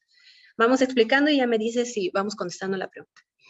La Ley Federal de Protección de Datos Personales en posesión de particulares te dice que es obligación de estos particulares dar aviso como de manera inmediata de esta vulneración de datos. Dos, sí ha habido ocasiones en las que parte de esta vulneración de datos ha tenido afectación a terceros, por ejemplo, que empiezan a recibir llamadas de extorsión. Se ha sucedido, ¿por qué? Y por eso es tan importante que las entidades, las empresas, tengan todos estos sistemas de información bien configurados, ¿no? Al momento que empiezan, y de hecho es la parte que ahorita viene, al momento que empiezan a hacer la relatoría de los hechos, les decimos, y bueno, y tienes un sistema de gestión de información que te permita asegurar cómo lo vas a hacer, lo hicimos ayer. Bueno, pero el evento fue hace una semana, ¿no? Antes de eso, ¿lo tenías? No, no lo tenían, ¿no? Se evidencia que no lo tenían. Oye, tu responsable de tecnologías de información, ¿cómo trató el incidente? No es que tengo 15 días sin responsable, ¿no? Sí, o sea, todo eso se ha pasado. Entonces, bueno, o sea, ¿y entonces qué hiciste? En esos 15 días que no tuviste como tal un DGTIC, ¿por qué te renunció? Porque a lo mejor falleció, ¿no? O sea, no es una responsabilidad de la empresa. Bueno, ¿a quién le asignaste de manera temporal la responsabilidad del sistema? No, pues a nadie. Pues, ¿es en serio? O bueno, es que acabo de contratar a una empresa hace 2 días, ¿no? Porque no pueden recuperar nada, responsabilidades, ¿no? Entonces, volviendo a ver tu pregunta, esta parte sí es responsabilidad legal, ¿no? O sea, de entrada, pues, vulneraron tu información personal. Pueden estar vulnerando tus cuentas bancarias y exponerte a una usurpación de identidad que causa un daño patrimonial, ¿vale? Y bueno, ahora, como entidades, como empresas, les decimos, a lo mejor sí tuviste el mejor sistema de seguridad de la información. Tienes tu ISO, tienes una empresa que te gestiona los incidentes, tú tienes realmente identificado toda esta parte de gestión de riesgos, tienes todo, ¿no? Pero siempre está el error de que hubo alguien que violentó la política de seguridad de información y metió su USB, ¿no? O le dio a abrir a un enlace porque le dijeron que era un video muy chistoso, ¿no? Por ejemplo, en esta parte de universidades, y descargó y empezó a afectar al sistema, ¿no? Esto también puede ocurrir. En esta parte, la responsabilidad legal de la entidad es de manera diferente. Si no puede contener el ataque porque un usuario está violentando sus políticas, ya va más allá si hace estas auditorías internas, si tiene la seguridad perimetral, y de hecho interpone las denuncias y les da aviso, la responsabilidad legal es completamente diferente. Y más bien, hasta está apoyándote en las cosas y en los procedimientos legales que tú puedas obtener derivado de este incidente, ¿no? Entonces ahí la responsabilidad legal completamente cambia y no, en su caso no habría, ¿no? O sea, no somos responsables por lo que un tercero pudo haber hecho. Eso sí, ese es un hecho conocido, ¿no? Si el de allá enfrente robó o demás, yo no puedo hacerlo, aun y cuando tenía la mejor seguridad, la vulneró. Entonces, no sé si por ahí pueda contestar tu pregunta. Si no, házmelo saber, por favor, y ampliamos la explicación, Gabriel. Y bueno, entonces, en esta parte de la relatoría de hechos, volviendo a eso, vamos a iniciarla con la persona que tuvo conocimiento del hecho. Puede ser que, puede ser también que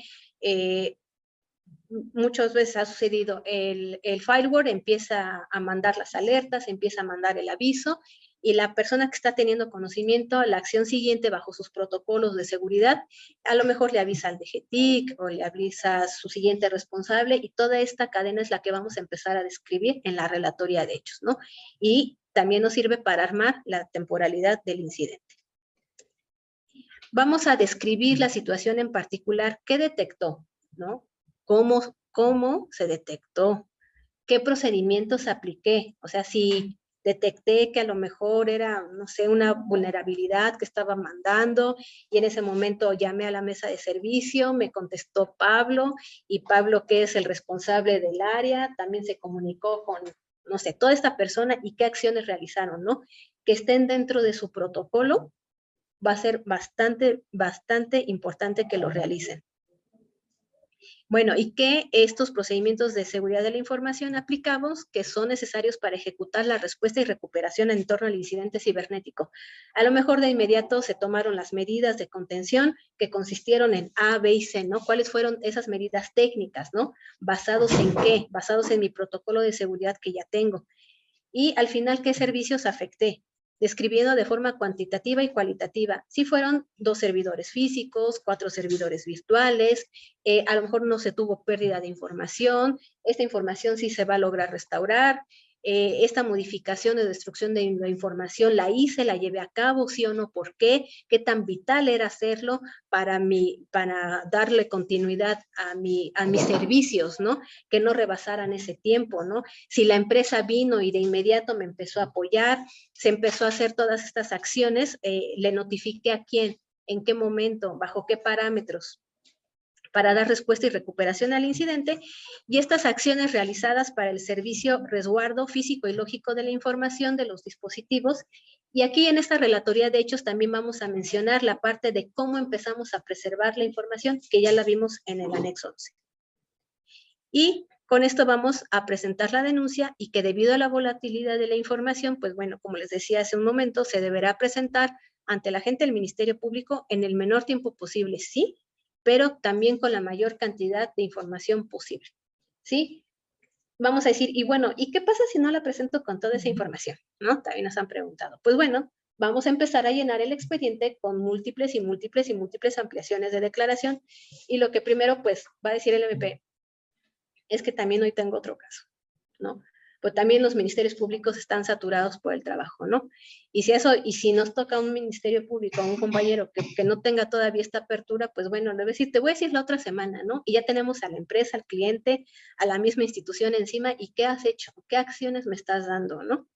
Entonces empieza a ser un poco caótico esta parte. Vamos a revisar el chat.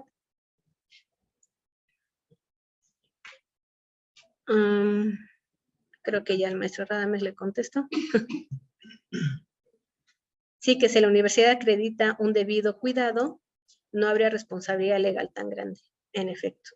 Dice, pero si un usuario de la universidad violenta las políticas de seguridad internas y esto afecta a un banco, pues bueno, pues sí, o sea, vamos a ver que el usuario, ¿no? O sea, finalmente, como les decía hace un momento, ¿no? Aquí las responsabilidades van a ser por la acción y por la omisión. Entonces, siempre tener presentes estas partes. Y bueno, para la presentación de la denuncia vamos a hacer la aportación de estos indicios al agente Ministerio Público. Vamos a acordarles lo que recomendamos es que en sus puntos petitorios se le pide al Ministerio Público señale la fecha y hora para hacer entrega de la información. Si el incidente ocurrió el viernes, pues bueno, ya estuvieron trabajando sábado y domingo, 24 horas toda la madrugada, hasta como por el martes, miércoles, la van presentando por ahí del viernes, es un buen tiempo, y pues decirle, ¿sabes qué? Dime día y hora para yo presentarte la información, mi evidencia digital, pues al menos ya ganamos 2 semanas de manera técnica para poder presentar la información. O también a la par ir generando los oficios, si la estructura está tercerizada, de decirle a la empresa, dame la información, yo para tal día presento la denuncia correspondiente ante la autoridad y en lo que me da día y hora para presentar la información, te la pido tenerla antes, ¿no? Y si ya cuando el Ministerio Público nos acuerda la recepción de la denuncia y nos dice, preséntate el miércoles, pues avisarle antes a la empresa. Para el martes yo ya tengo que tenerla para poderla llevar. Por eso es tan importante que el área legal trabaje en conjunto y también pues saber los tiempos, ¿no? Y, me pasé una. Y bueno, lo que les decía en este caso, los petitorios a la autoridad, vamos a hacer estos acuerdos y bueno, y en su caso, pues solicitar la intervención de la Dirección General Científica de la Guardia Nacional para la investigación del evento delictivo, ¿no? En esta parte nosotros lo que también realizamos en la parte de asesoría y técnica, la parte de asesoría técnica va en parte a la contención del incidente, corre a cargo del maestro Radamés, la asesoría técnica en la parte del resguardo de la evidencia digital, tenemos nuestro equipo de chicos técnicos especializados justamente en el resguardo y preservación de la evidencia. Y bueno, la parte legal corre a cargo del área legal, yo con ustedes y con mi equipo de trabajo, con los chicos abogados, que también podemos darles estas asesorías. En dado caso, si sus áreas legales tienen esta duda de cómo presentar la denuncia o si ya es basta con esa información suficiente, ¿no? Que pudieran presentar, la podemos revisar antes junto con ustedes, hacemos una sesión para darles los puntos que a lo mejor técnica y legalmente se podrían reforzar y que ustedes la puedan presentar, también estamos a su disposición para esa parte. Y bueno, llegando a la parte de reserva de la información, lo que preguntaban ustedes hace un momento, de manera general y tenerlo como por principio, la información de este protocolo es reservada, ¿sí? Si ustedes, dado sus anexos, ya vieron los niveles de criticidad de los datos, de la información, quiénes son los puntos de contacto, ya hicieron este análisis de en qué estadio se encuentran, ¿no? Si del 1 al 4 o del 0 al 4, toda esta información es reservada, pero de manera general el protocolo es reservado. Lo que ustedes están viendo de manera pública es la versión completa del protocolo, entonces no nos vayamos a confundir, ¿no? No porque el protocolo esté público, quiere decir que la información derivada de este protocolo también es pública, ¿no? Entonces vamos a ponerlo al revés para que no nos vayamos a confundir. De manera inicial, la información de este protocolo es reservada, ¿sale? ¿Por qué? ¿Y por qué es reservada, no? Es información con contenido altamente sensible. Yo no creo que su análisis de riesgos los quieran que todo el mundo lo conozca, ¿no? ¿No? Aquí me duele más y aquí me duele menos, ¿no? ¿No? O aquí sí me puedes hackear y allá no, ¿no? Y ya hasta sé con qué empresa lo tienes, no, por Dios, no. Entonces, y pues bueno, esta información también puede vincularse en algún momento con seguridad pública y seguridad nacional, ¿no? No solamente hablando de las instituciones académicas. Y ahora, por ejemplo, si hablamos de instituciones académicas que tienen información desde nivel primaria, pues ya yo la verdad estaría muy tensa si se expusiera datos personales de menores de edad, ¿no? Entonces todo esto es bastante importante, ¿no? Entonces, aquí les decimos que la difusión de la información compromete y pone en riesgo la seguridad pública, la seguridad nacional. Toda vez que dar a conocer el protocolo representa un riesgo para los activos esenciales de información de ustedes como múltiples involucrados, al mostrar datos y resultados de metodologías y análisis de información, así como acciones implementadas para la atención y respuesta de incidentes cibernéticos. Entonces, esta es la parte general. Por favor, no nos confundamos, aunque el protocolo esté público, la información del protocolo es reservada, por favor. Y pues bueno, ya para finalizar, ahora sí, dar por terminado este taller del protocolo, la última parte es el seguimiento de acciones que realiza específicamente CERT-MX de la Dirección General Científica de la Guardia Nacional para tener el seguimiento, ¿no?, de los resultados de este protocolo. ¿Y qué anexos son los que tomamos en consideración?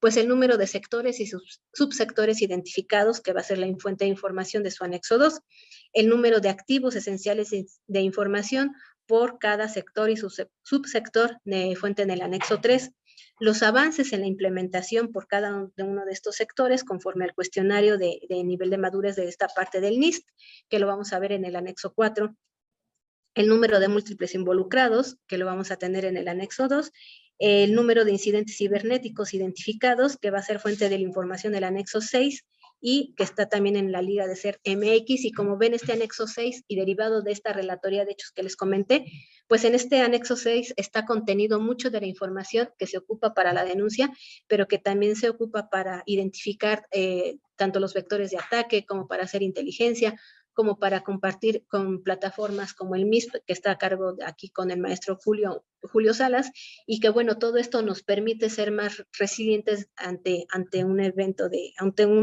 seguridad de la información.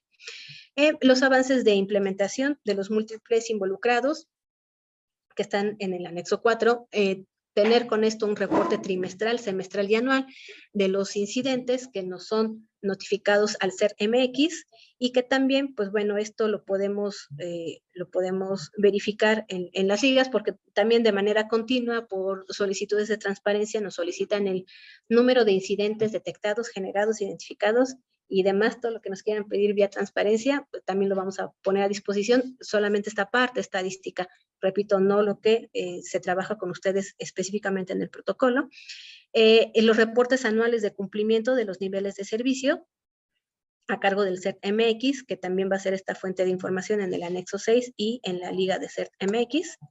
Y pues bueno, vamos a pasar a la última parte, que es de evaluación de taller, y ahí siempre hablamos de que el 31 de marzo se conmemora el Día Internacional del Backup, y por favor no tener sus resguardos en el mismo servidor que les van a afectar, ni tener sus resguardos en el mismo segmento de red también. Y pues bueno, de manera en esta parte de iniciativa contra el ransomware, nos dicen que hay que seguir la regla del 3-2-1, ¿no? Tener al menos tres respaldos de seguridad completos, tenerlos al menos en dos medios diferentes de almacenamiento. ¿Y el 1? ¿Quién dice el 1? Técnicos. Miren que se ponen tímidos al final del evento, ¿no? Bueno, vamos a dejar de tarea esa parte. El 1, maestro. De la regla del 3-2-1. 3-2-1, vámonos. 3-2-1, vámonos. Pues ya vino. Bueno, en esta parte son sus 3 copias completas, al menos en 2 diferentes de almacenamiento, y tener esta parte de responsabilidad con las personas, ¿no? Entonces... y otra más, también hay que revisar las copias, porque resulta que ya tienen ahí 6-7 meses y cuando los quieres usar, ya no necesitas. Entonces ahí hay que tener cuidado. Sí, por favor, entonces vamos a pasar a la parte de evaluación del taller. Creo que les comparten la liga. ¿Ya está? Ok, entonces voy a dejar de compartir pantalla. Por aquí en el chat creo que había algunas cuestiones. Esa es la encuesta de evaluación del módulo 4, que es el último módulo del documento. Con esto estaríamos cerrando ya el contenido.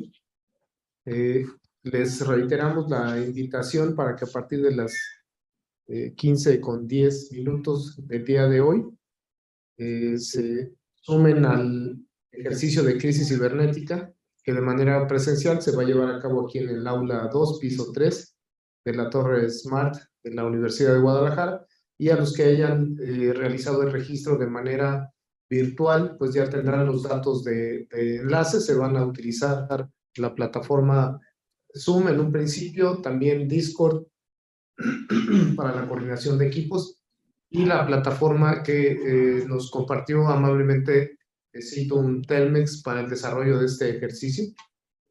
Estaríamos ahorita nada más concluyendo la la evaluación. Posteriormente tendríamos una evaluación. ¿Tenemos la evaluación de los instructores? Sí. Muy bien, una evaluación de los que estuvimos participando con ustedes del desarrollo de este taller. Y pasaríamos a la evaluación que realiza Red Cudi con el grupo de organización para la actividad ya de manera general. Les vamos a compartir también ahorita por el chat cada una de las ligas para que nos vayan En la página también. Sí. Sí, también en la página web de la jornada también ya se encuentran las respectivas ligas.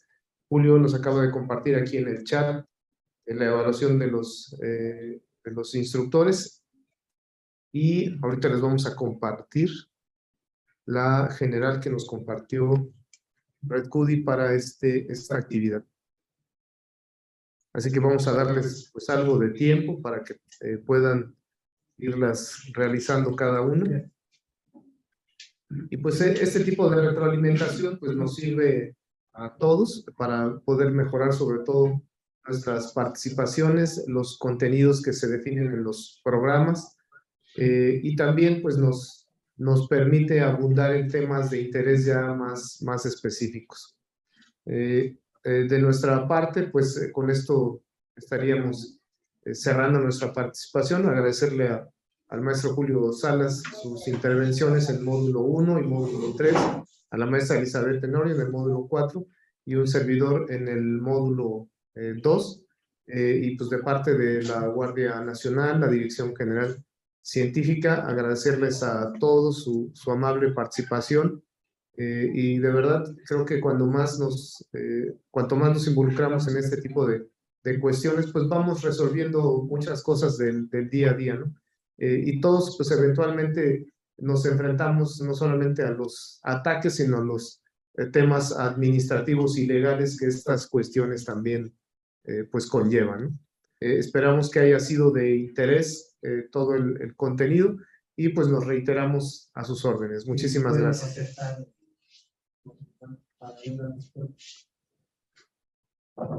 Sí, vamos a estar ahorita monitoreando el contenido del módulo, perdón, los resultados de la encuesta del módulo 4.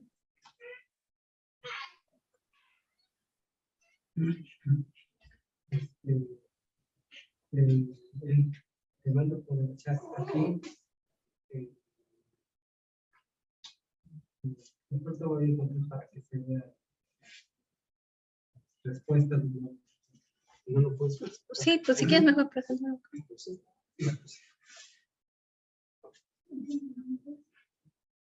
Me desconecto de aquí de esta sesión para que se pueda proyectar. ¿O las vas a compartir todavía? Sí, ahorita que me den el control.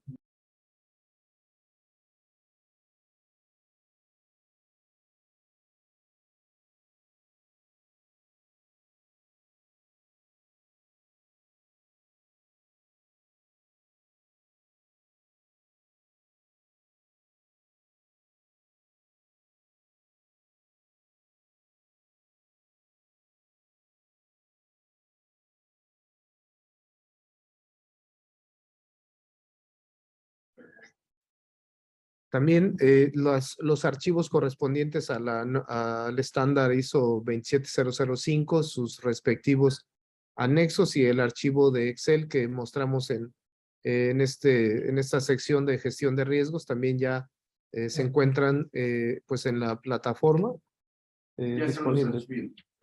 Ok, ya lo están subiendo en este momento. Ese material es adicional para que puedan ustedes pues conocerlo, revisarlo ya con más detalle. Y pues repito que es información ya más simplificada para que sea más accesible. Ya está.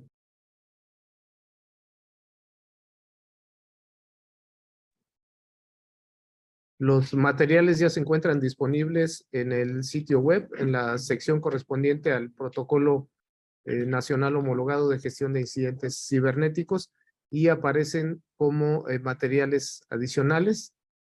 Ahí pueden verlo ahí en pantalla.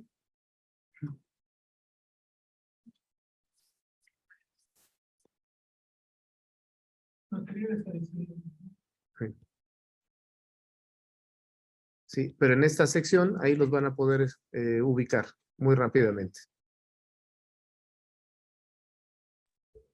Bueno, ya vamos a darle paso a los resultados de la encuesta. De la primera pregunta, la metodología de indicios digitales incluye al menos los siguientes procedimientos. La respuesta correcta es la identificación del lugar donde se encuentran contenidos los indicios y la entrega de la información a la autoridad competente.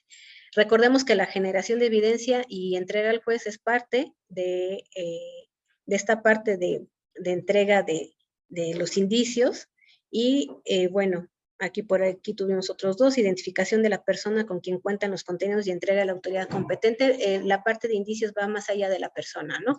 Va más allá de este procedimiento. Y siempre recuerden que para el procedimiento de cadena de custodia y de los indicios, la mismidad de la información es bastante importante. ¿En qué anexo del Protocolo Nacional Homologado de Gestión de Incidentes Cibernéticos se establecen las etapas que componen el procedimiento de cadena de custodia? Efectivamente, en el anexo 11 fue el que acabamos de revisar. El anexo 13 no existe. El anexo 13, en efecto, no existe, como lo dice Max. Omitimos eso como del piso 12 al piso 14, ¿no? Que sigue, por favor. Y con fundamento en la Ley General de Transparencia, en efecto, la información es de manera general reservada, ¿no?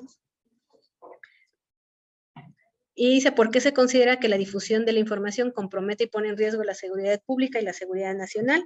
Porque da a conocer los activos esenciales de la información de ustedes como múltiples involucrados.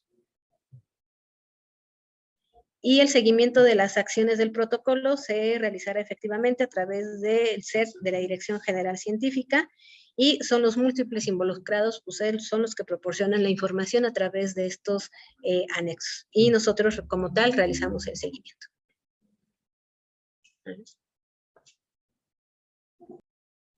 Muy bien, les pasar ahora a la encuesta de instructores que también aparecen ahí en el chat.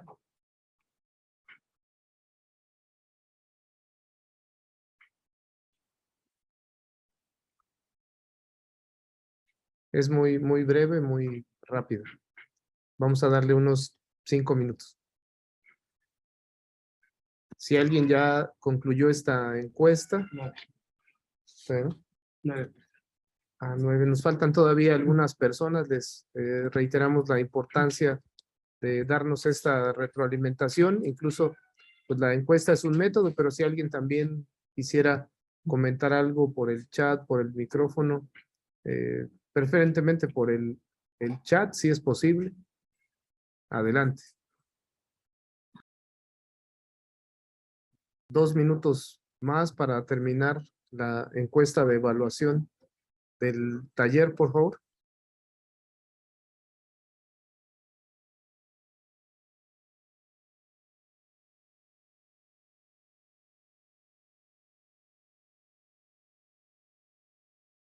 Muchas gracias, José Alejandro, por el comentario. Y los que nos falten, a ver, voy a darle una actualizada aquí. Sí.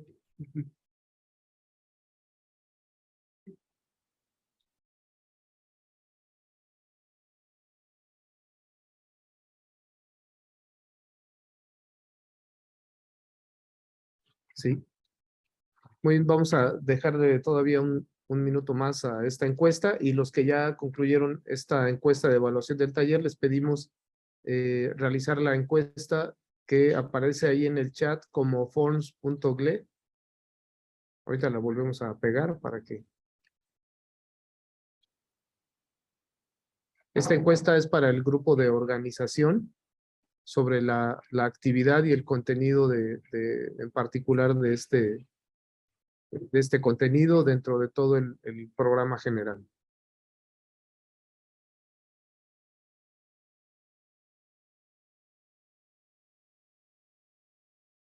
Esta sería ya la última encuesta.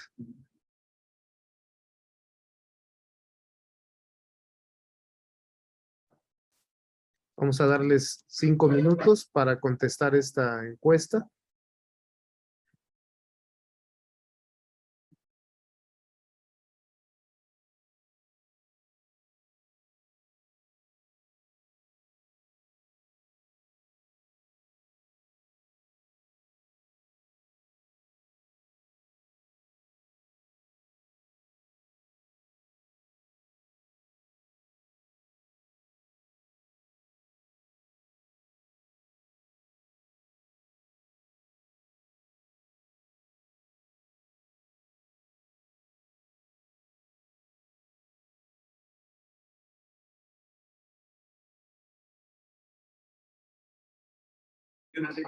Muy bien, con esto concluimos esta actividad. Aquellos que gusten contestar la encuesta posteriormente, la liga estará disponible para que lo hagan en otro momento. Por mi parte, les agradecemos nuevamente a todos su amable atención. Que tengan todos excelente tarde.